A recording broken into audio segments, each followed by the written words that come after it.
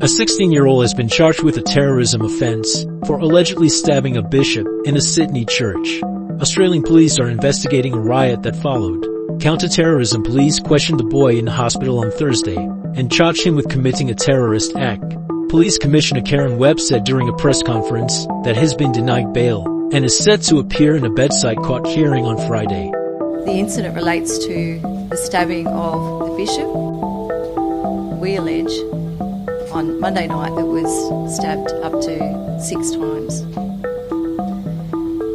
We also allege that the boy had travelled for 90 minutes to attend that location from his home address. A riot erupted outside the church after the attack on Bishop Murray Emanuel, after the crowd demanded that police hand over the attacker.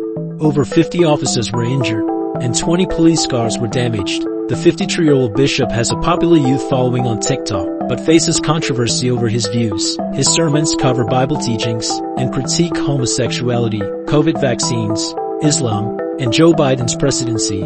Emanuel says in an audio message on social media on Thursday that he had forgiven his attacker and was recovering quickly. Whatever has happened to me personally, I thank the Lord Jesus. It's a huge blessing for me.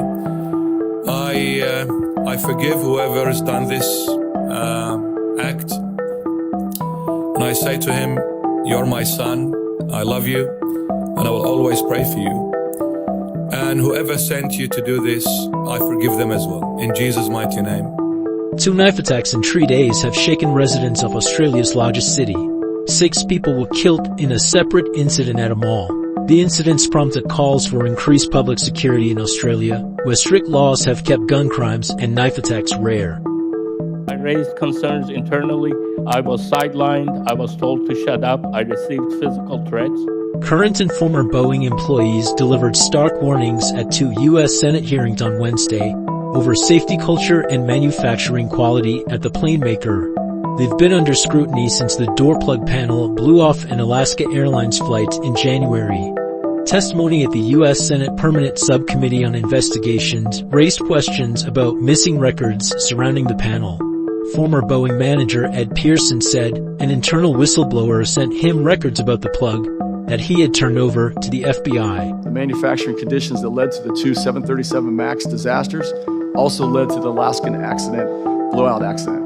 And these conditions continue. The world is shocked to learn about Boeing's current production quality issues. I'm not surprised because nothing changed after the 2 crashes.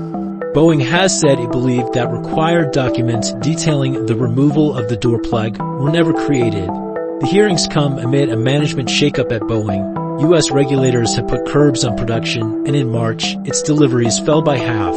Also under the spotlight on Wednesday, 2 of Boeing's wide-body jets. I have serious concerns about the safety of the 787 and 777 aircraft, and I'm willing to take on professional risk to talk about them.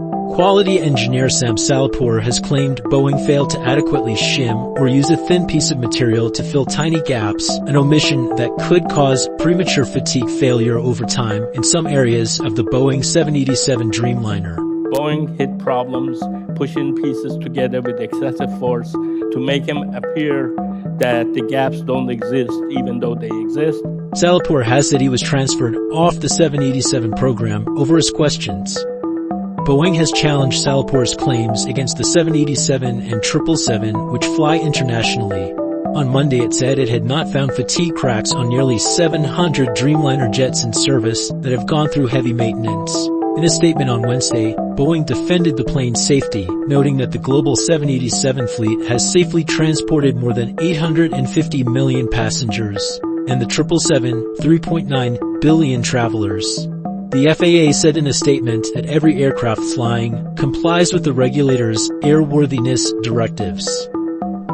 The U.S. is reimposing oil sanctions on Venezuela.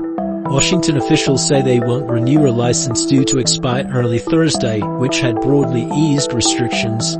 Hours before the deadline, the U.S. Treasury Department issued a new license, giving firms 45 days to wind down oil and gas operations in the country. It all comes after Venezuela President Nicolás Maduro failed to honor all terms in the deal that had eased sanctions. The U.S. says he's breached a promise to allow the opposition to run a candidate of its choice in July's presidential election. However, the news of renewed sanctions drew a defiant response from the Venezuelan leader. When did we become a gringo colony, a star of the United States? When? Can someone tell me? Venezuela is a country that walks on its own feet, uses its own head, produces with its own hands. Government supporters insist Venezuela has honored the deal with the U.S., but Washington says Maduro has harassed, intimidated, or detained opponents. Multiple opposition allies and activists have faced arrest in recent months. Opposition leader Maria Corina Machado condemned the government's actions.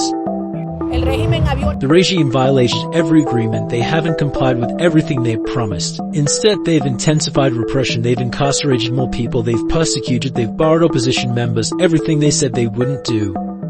Global oil prices rose following news of the new sanctions. International benchmark Brent crude gained around 0.25% early Thursday. Prices had already faced upward pressure amid concern conflict in the Middle East could affect supplies.